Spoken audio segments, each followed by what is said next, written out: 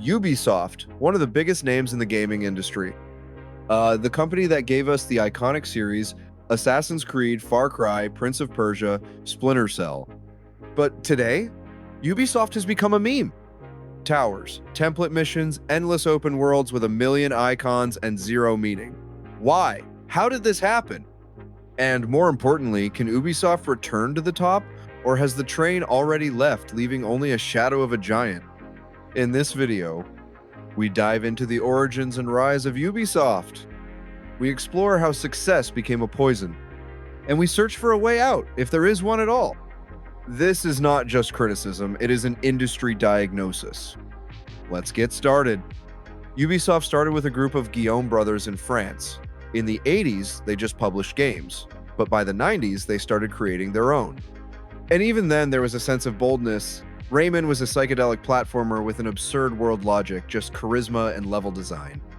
Ubisoft wasn't afraid of weirdness. That's what made it stand out. 2002-2005, Ubisoft turns into a star. Splinter Cell becomes a hit. Realistic stealth, light shadows, Prince of Persia, Sands of Time, the return of the iconic series in a new style, cinematic, combat, and the philosophy of time. Beyond Good and Evil, a sales failure, but a cult game about a journalist in a dystopia. Who else was doing this in those days? Ubisoft started thinking as a European response to Japan. Not just action, but action with meaning, style, and an idea. 2007, Assassin's Creed comes out. A game that has no analogs, a historical setting, parkour in Jerusalem, the philosophy of memory. Yes, the first part was raw, but the second, Assassin's Creed 2, became a masterpiece. Florence, Venice, Ezio, Da Vinci, political intrigues, the music of Jesper Kyd. Everything worked. But this is where the end begins. Because where there used to be ideas, there will now be an algorithm. Assassin's Creed 2, Brotherhood Revelations, Assassin's Creed 3, more scale, more sameness. Ubisoft starts using the same game design patterns everywhere. This is how Ubisoft Template is born. A world with towers and a checklist. Mechanics, climb, synchronize, clear the camp. Everything is not based on a script, but on systems. The player is not a hero, but a map cleaner. This applies to Far Cry 3, 4, 5, 6. Watch Dogs 1, 2, Legion. While the industry was searching for a balance between art and business, Ubisoft made a choice. In favor of money, maximum, without regard for taste.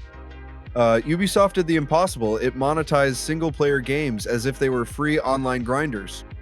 And it lost face in the process. Splinter Cell? Dead. Prince of Persia? Forgotten. Beyond Good and Evil 2? Also forgotten. 2020 was a disaster for Ubisoft. Scandals about harassment, abuse, and a toxic culture. The heads of the divisions were fired, the press was in an uproar. Dozens of veterans left, projects were canceled or frozen, and uncertainty reigned in the team. And at that moment when they should have stopped and thought, they went to NFT. Ubisoft didn't seem to notice that the world had changed. Players were waiting for heartfelt stories, and she was releasing copies of copies. Skull, Bones, 10 years in development, 6 relaunches, no soul, no sense. Prince of Persia Remake. The visuals are worse than the original. The game is frozen. These aren't even games. These are the remnants of a once great studio.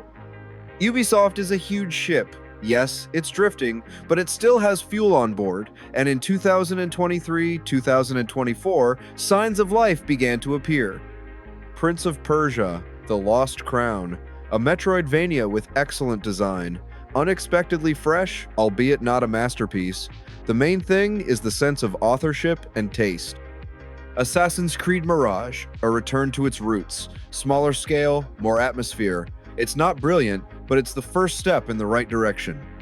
These are games that feel like they have some artistic choices again, not just an Excel spreadsheet.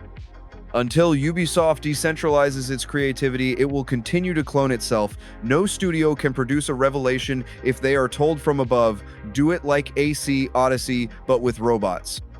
Ubisoft can save itself, but only at the cost of a complete reboot of the philosophy. Here are the specific steps. Step 1. Return control to the authors. Studios should have the right to say no. Do not buy formula, but buy concept. Step 2. Reduce icons. Strengthen the meaning. Less open world. More game with a scenario, acts, author's rhythm. Step 3. Fire marketers who think they are game designers.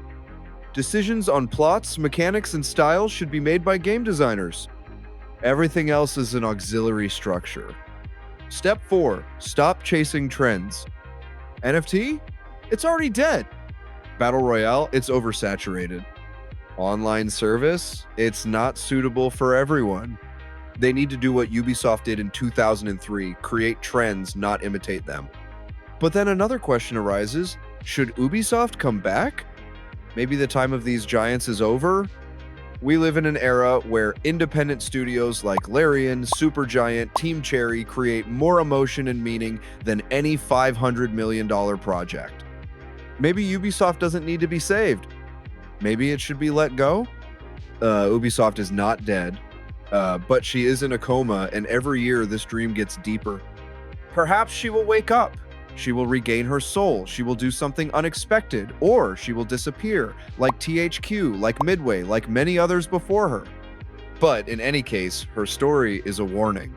When you turn art into an algorithm, you kill both the art and yourself. Thank you, Ubisoft, for everything that was and for what you taught us.